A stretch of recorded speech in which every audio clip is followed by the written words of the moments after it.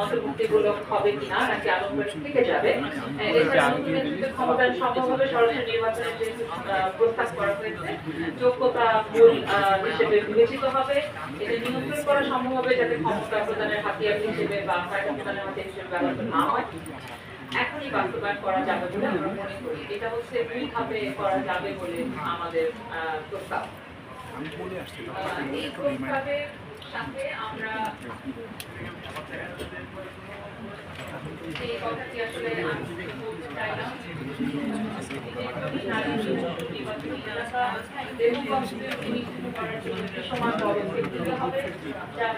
বাস্তবায়ন হবে। এখন দৃশ্যমান পদক্ষেপ নেওয়ার ব্যাপারে আমরা বলতে পারি আমরা নির্বাচন বিষয় সংস্কার কমিশনের রিপোর্ট অনুযায়ী তাদেরকে সেটার জন্য চাপ দিতে পারি, কিন্তু আলটিমেটলি এটা কতদূর হবে সেটার জন্য আমরা একটা প্রস্তাব রাখছি যে এটা করতে হবে।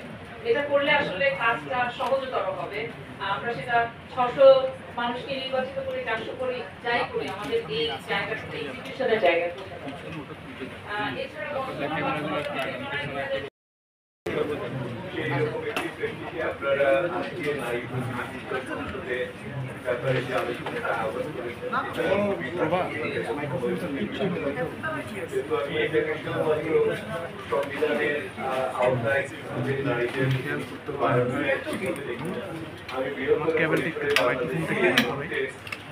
নারী কেন্দ্রিক যে বিতর্ক বিশেষ করে নারী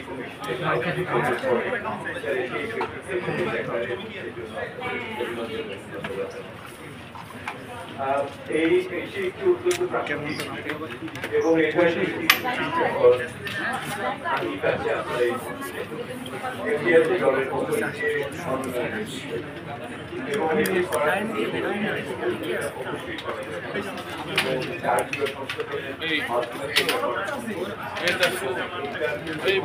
কার্যকরী করার ব্যবস্থা হয়ে থাকার নির্বাচনী কমিশনের পক্ষ থেকে এটা একসাথে চিন্তা করে তাহলে যদি সূত্রীকরণ না দেওয়া হয় তাহলে সেই ক্ষেত্রে আপনি সেই দলের ভিতরে কি ধরনের অভিশংসন আনবেন সেটা কিন্তু পরিষ্কার করতে হবে।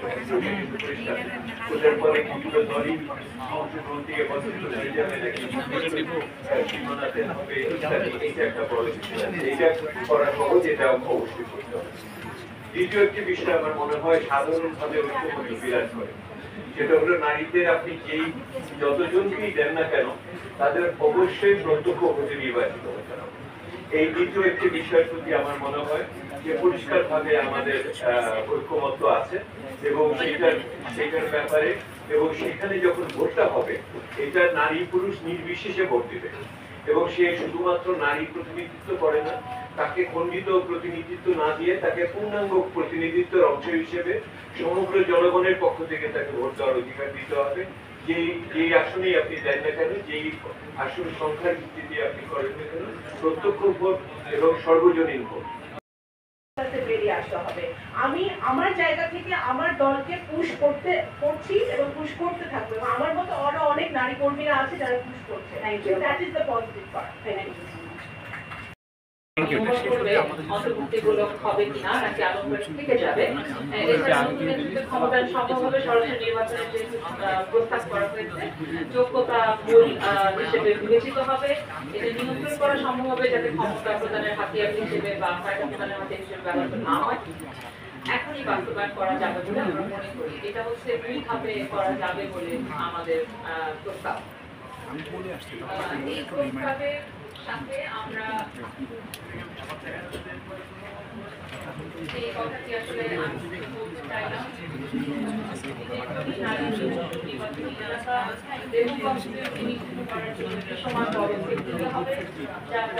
বাস্তবায়ন হবে। এখন দৃশ্যমান পদক্ষেপ নেওয়ার ব্যাপারে আমরা বলতে পারি আমরা নির্বাচন বিষয় সংস্কার কমিশনের রিপোর্ট অনুযায়ী তাদেরকে সেটার জন্য চাপ দিতে পারি, কিন্তু আলটিমেটলি এটা কতদূর হবে সেটার জন্য আমরা একটা প্রস্তাব রাখছি যে এটা করতে হবে।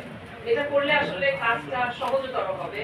আমরা সেটা 600 মানুষকে নির্বাচিত করি 400 করি যাই করি আমাদের এই জায়গাটা ইনস্টিটিউশনের জায়গা এছাড়া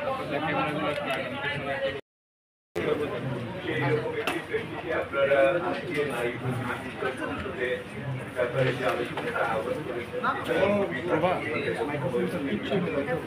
যেহেতু আমি এটাকে শুধুমাত্র সংবিধানের আওতায় কিভাবে নারীদের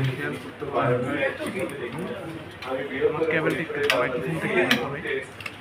নারী কেন্দ্রিক যে বিতর্ক বিশেষ করে নারী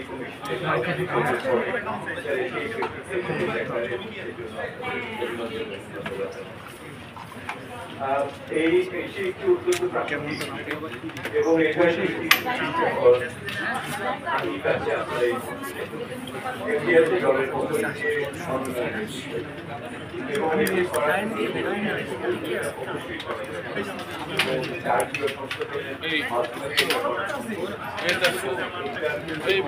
কার্যকরী করার ব্যবস্থা হতে পারে নির্বাচনী কমিশনের পক্ষ থেকে এটা একই সাথে চিন্তা করে তাহলে যদি ঠিকমতো না দেওয়া হয় তাহলে সেই ক্ষেত্রে আপনি সেই দলের ভিতরে কি ধরনের অভিশংসন আনবেন সেটা কিন্তু পরিষ্কার করতে হবে পরিষ্কার ওটার পরে কিছুটা দলই অংশগ্রহণ থেকে বঞ্চিত হয়ে যাবে নাকি সীমানাতে হবে ইত্যাদি এইটা একটা বড় বিষয় এইটা করা সহজ এটা অবশ্যই করতে হবে। দ্বিতীয় একটি বিষয় আমার মনে হয় সাধারণভাবে ঐক্যমত্য বিরাজ করে, সেটা হলো নারীদের আপনি যেই যতজনকেই দেন না কেন তাদের অবশ্যই প্রত্যক্ষ ভোটে নির্বাচিত হতে হবে। এই দ্বিতীয় একটি বিষয়ের প্রতি আমার মনে হয় যে পরিষ্কারভাবে আমাদের ঐক্যমত্য আছে এবং সেটার ব্যাপারে এবং সেখানে যখন ভোটটা হবে এটা নারী পুরুষ নির্বিশেষে ভোট দিবে এবং সে শুধুমাত্র নারী প্রতিনিধিত্ব করে না, তাকে খণ্ডিত প্রতিনিধিত্ব না দিয়ে তাকে পূর্ণাঙ্গ প্রতিনিধিত্বের অংশ হিসেবে সমগ্র জনগণের পক্ষ থেকে তাকে ভোট দেওয়ার অধিকার দিতে হবে।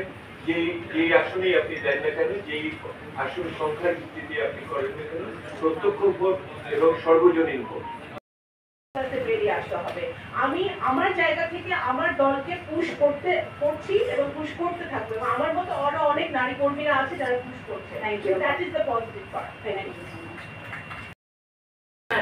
আমি শুধু 300% চাইতাম না, আমি প্রধানমন্ত্রী নারী চাইতাম, প্রেসিডেন্ট নারী চাইতাম, প্রধান বিচারপতি নারী চাইতাম, প্রধান নির্বাচন কমিশনার নারী চাইতাম, সবকিছুই আমি আসলে মনে হয় নারীদেরকেই চাইতাম। তো আসলে বাস্তবতা তো আমাকে সেটা অ্যালাউ করছে না। এটা তো আর জমিই না যে 10 বছরের দাম বেড়েছে 10 গুণ। 10 বছর আগে আমার 5% ছিল বা 2% ছিল নারীদের ইলেক্টেড নারী রিপ্রেজেন্টেশন, আমি এখন 15 বছর পরে সেই প্রফেশন অনুযায়ী চাইবো, ব্যাপারটা তা না। আমার রিয়েলিটিটা মাথায় রাখতে হবে। তো সেই রিয়েলিটি মাথায় রেখে যদি চিন্তা করি তাহলে দুই রকম বিষয়। একটা হচ্ছে তো পলিটিশিয়ানদের যে সমস্যা আমরা শুনলাম এখানে, শামা ওবায়দ বললেন, আসলে যেমন বললেন, এটা রিয়েলিটি, গ্রাউন্ড রিয়েলিটি। যারা ইলেকশন করবেন তাদেরকে আপনার এটা ফেস করে আসতে হবে এবং যারা পলিটিক্যাল পার্টি তারা যখন নমিনেশন দেবে তারাও চিন্তা করবে তাকে দিলে আমার আসনটা আসবে। আমরা ইতিমধ্যে দেখছি যে কিছু প্রার্থীদেরকে দেওয়া হচ্ছে দল থেকে যেন চাপিয়ে দেওয়া হচ্ছে আমি সেই প্রার্থী থেকে চাই, এবং সেই প্রার্থীরা এলাকায় গিয়ে ঠিক মতো ক্যাম্পেইনও করতে পারছে না, তাদের লোকজন বিশেষ হামলার মুখোমুখি হচ্ছে। এই বিষয়টা আছে, তো ওরকমভাবে চাপিয়ে দিয়ে হবে না, একটু সময় দিতে হবে। But at the same time আমি কথাটাও বলবো, যেমনটি শুনলাম যে ফুয়াদ যেমন বললেন যে এটা ওই কাদামাটি পার হয়ে যেতে হয়, নদী পার হয়ে যেতে হয়, কাদামাটি পার হয়ে নদী পার হয়ে যে শ্রমিক এসে আমাদের তার রক্তে ঘামে এখানে অর্থনীতিতে ভূমিকা রাখে, সে যদি সেই কাদামাটি পার হতে পারে তাহলে আমাদের ক্যান্ডিডেট কেন পারবে না? তো হয়তো বেসিক কোথা থেকে শুরু করার প্রয়োজন হবে না, বাট পরে মনে করবো যে প্রয়োজনটা আছে। কারণ আমরা এখানে বসে তো অনেক কিছু বলতে পারি, আলটিমেটলি ডিসিশন তো জনগণের উপরে, আর এখানে মিডিয়াও প্রেজেন্ট আছে। তো কিছু জিনিস জানাটা প্রয়োজন যে কেন আমরা নারীদের অংশগ্রহণ বাড়ানোর জন্য অনেকে ভাবতে পারে এত লাফালাফি করছি, যে এটা খুব বেসিক কিছু কথা, কিন্তু এটা জানাটা অত্যন্ত গুরুত্বপূর্ণ। সংসদের সাংবিধানিক দায়িত্বটা কি?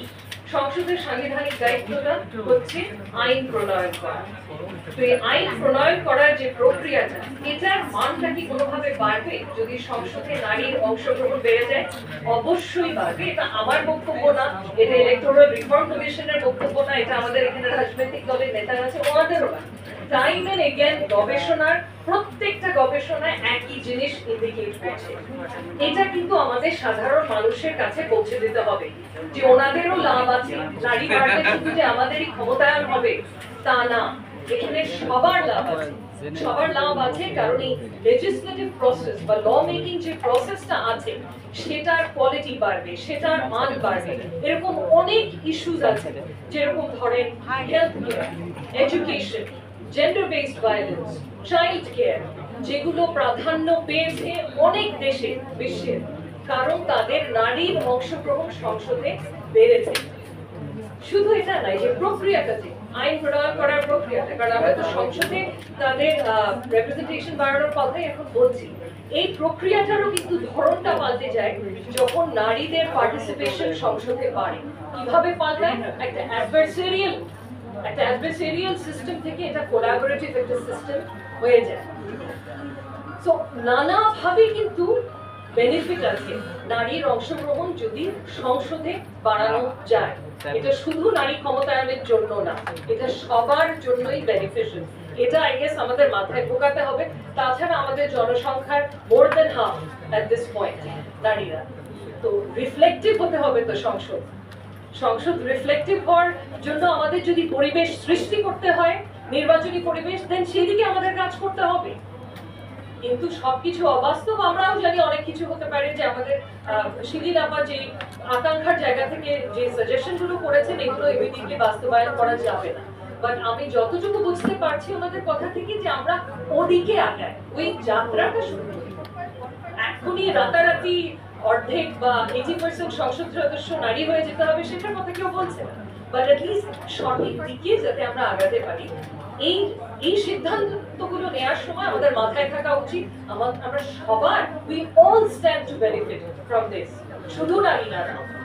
তো এই ব্যাপারে কোনো কনফিউশন থাকা হয়তো উচিত হবে না। আরেকটা, প্রথমে তো আমি যতদূর জানি যে 72 সংবিধানে 15টা সিট ছিল, সেটা বেড়ে পরে 30টা, তারপরে 45টা, এখন 50টা এসে দাঁড়িয়েছে। কিন্তু অর্থবহ কি কোনো ক্ষমতায়ন আমরা দেখেছি? একেবারেই দেখিনি। যে জিনিসটা মেয়ে নাদিয়া নিবিন বলেছেন very articulately and backed up by research, যে আমরা কি একবারও দাঁড়িয়ে একটু পজ করে অ্যাসেস করার চেষ্টা করেছি যে আচ্ছা এতগুলো তো বাড়িয়ে যাচ্ছি টোকেনিস্টিক কারণে, হ্যাঁ আমরা নারী ক্ষমতায়নের জন্য কাজ করে যাচ্ছি, টোকেনিস্টিক কারণেই বাড়ানো হয়েছে।